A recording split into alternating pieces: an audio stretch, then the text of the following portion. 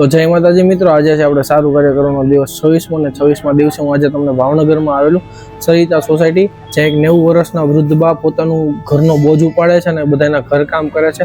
તો આજે હું તમને એમના સંઘર્ષ સુધી પહોંચાડવાનો છું, કેમ કે આપણી નાનકડી મદદ કોઈના મહિનાનું ઘર ચલાવી શકે છે. તો એન્ડ સુધી બન્યા રહેજો.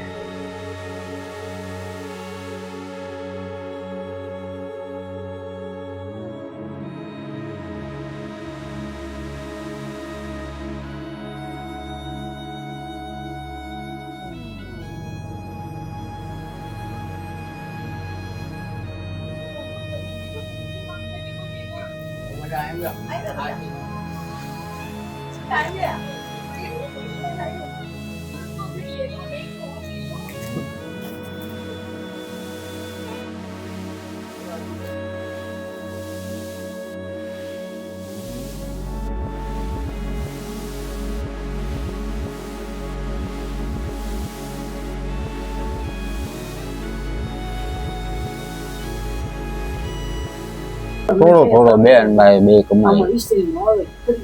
તમે કામ કરો. તમે 4 જ જણા છો મારી? અને મમ્મી પપ્પા? મમ્મી હતા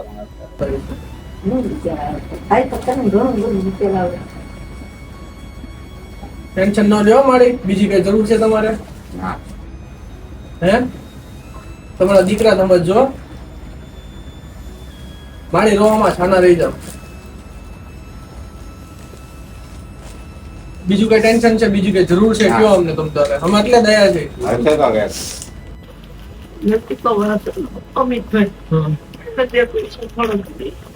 બીજી કઈ જરૂર હોય તો મોટા ભાઈ કયો. કેમ કે તમે આટલી ઉંમરે મહેનત કરો છો તો તમારી હિંમત ને દાદ દેવી જોઈએ ને.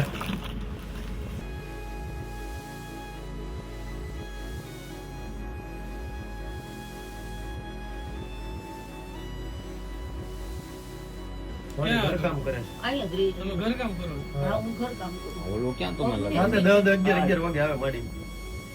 હાલો માયા ગાયું હોય આ તે બિચારા વાકા વળતા વળતા એટલા વાગે હમણાં તો ત્યાં ગામમાં મૂકી ના પડી. હમણાં કે છોકરા ત્યારે હું ધોઈ મળ્યું વાલી નો કે હું ગાય બાયા બાજતા હોય.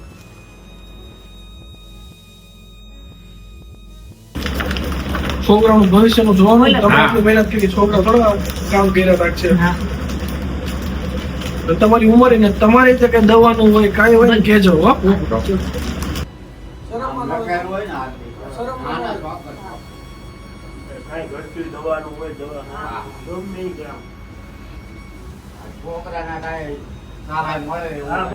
આટલી સહાય કરો, સહાય પહોંચાડવા એ બદલ તમારો ખૂબ આભાર ને બહુ સારું કામ કર્યું કહેવાય.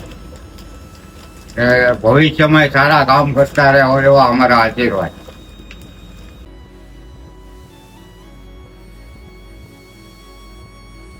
તો મિત્રો, જ્યારે મેં આ દાદીના ચહેરા ઉપર દુઃખ જોયું ને ત્યારે મને ખબર પડી કે મદદ કરવાથી કેટલી તાકાત હોય છે. ખાલી ફક્ત આશા નથી, એક વિશ્વાસનું પ્રતીક છે જે બધાને શીખવાડે છે કે ઉપરવાળો બધાને જોવે છે ને બધાનું સાંભળે છે.